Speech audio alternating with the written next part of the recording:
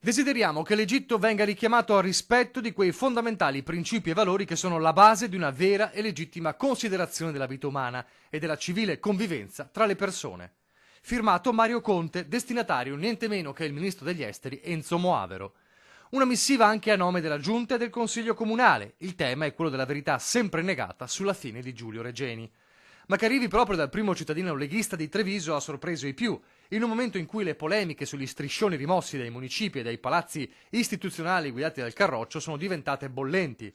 Dalla scelta del governatore del Friuli Venezia Giulia Massimiliano Fedriga, che ha provocato una protesta a furor di popolo, fino all'ultimo caso, quello del neo sindaco di Mogliano Davide Bortolato, altri veementi dibattiti sui social.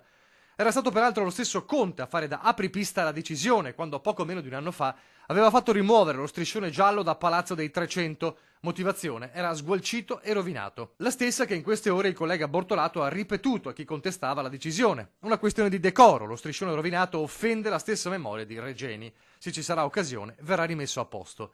La risposta non ha convinto le opposizioni, ma a pochi chilometri di distanza è arrivata l'iniziativa di Cassugana. Continua Conte nella lettera al ministro. Le scrivo per chiedere un ulteriore sforzo nella ricerca della verità, volto ad attestare ancora una volta che siamo uno Stato di diritto e condanniamo le violazioni dei diritti umani, ma anche per evidenziarle quanto sia importante che l'Italia continui con fermezza a chiedere verità per Giulio. Come a dire, più degli striscioni valgono le azioni. Chissà se convincerà tutti e se la cosa verrà replicata a Mogliano dopo le polemiche.